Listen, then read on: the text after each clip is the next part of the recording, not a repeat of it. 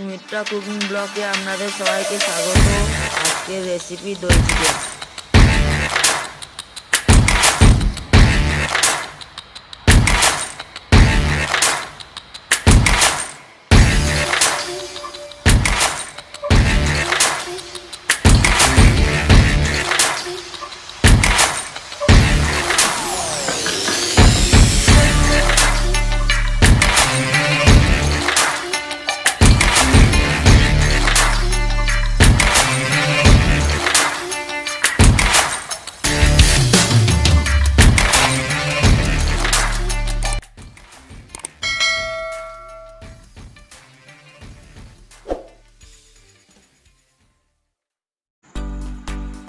চিকেনটা খুব ভালো করে ধুয়ে নিয়েছি বন্ধুরা।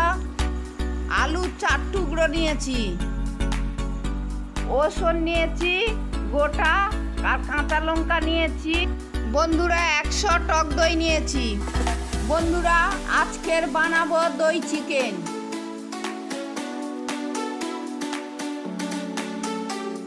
কড়াটা আঁচে বসালাম, কড়াটার মধ্যে সাদা তেল দিলাম, দিয়ে আলুটা লাল লাল করে ভেজে নিলাম। এই চ্যানেলটিকে সবাই like, comment, share and subscribe করবেন। পাশে থাকা বেল আইকন প্রেস করবেন যাতে আমাদের নতুন নতুন ভিডিওগুলো সবার আগে আপনার কাছে পৌঁছে আলুটা যায়। লাল লাল করে ভাজা হয়ে গেছে, আলু পাত্রের মধ্যে তুলে নিলাম। কড়াটা আঁচের মধ্যে বসালাম, সাদা তেল দিলাম, রসুন আর কাঁচা লঙ্কা বাটা তেলের মধ্যে দিয়ে দিলাম, দিয়ে খুন্তি দিয়ে ভালো করে নাড়াচাড়া করে নিলাম বন্ধুরা। এইটা লাল লাল করে ভেজে নেব। লাল লাল করে ভাজা হয়ে গেছে, চিকেনটা আমি দিয়ে দিলাম। চিকেনটা দিয়ে দিলাম, দিয়ে ভালো করে নাড়াচাড়া করে নেব। Like, comment, share and subscribe করবেন। কিছুক্ষণ ভেজে নেব, নিয়ে যে আলুগুলো ভেজে রেখেছিলাম চিকেনের মধ্যে দিয়ে দিলাম, দিয়ে খুন্তি দিয়ে ভালো করে নাড়াচাড়া করে নেব।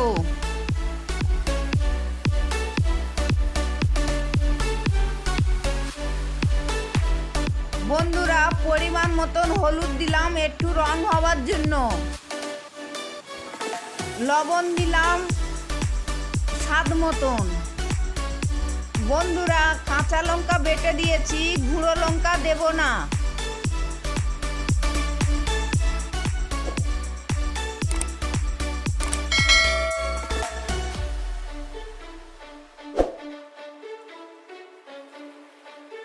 চিকেনের মধ্যে গরম জল একটু দিয়ে দিলাম, দিয়ে পাত্র দিয়ে ঢেকে দিলাম।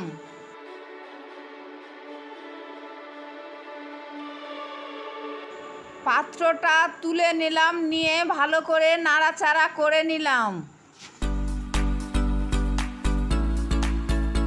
কিছুক্ষণ ফোটাবার পরে টক দইটা দিয়ে দেব।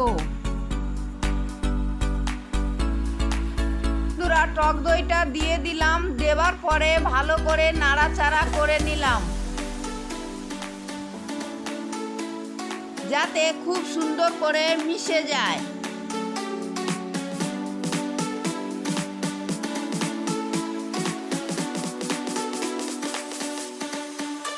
টক দইটা দেওয়ার পরে 10 মিনিট ধরে ফুটিয়ে নেব।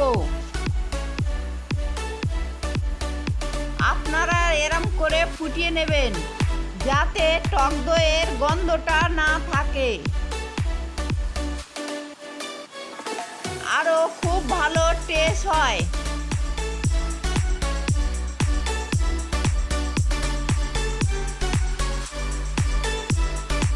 লাগাবার আগে বন্ধুরা কাঁচা লঙ্কা রসুন বাটা দিয়ে দিলাম যাতে ভালো সেন্ট হয় আর খুব ভালো টেস্ট হয়। Like, comment, share and subscribe করবেন। অল্প পরিমাণ চিনি দেবো যাতে বেশি টক না লাগে। বন্ধুরা আমার দই চিকেনটা হয়ে গেছে, আমি একটা পাত্রের মধ্যে নামিয়ে নেব। এইটা পরোটা বা রুটির সাথে খেতে খুব ভালো লাগবে। তোমরা ঘরে বানিও, কেমন হয়েছে আমাকে জানিও। ধন্যবাদ বন্ধুরা, দেখা হবে পরে ভিডিওতে।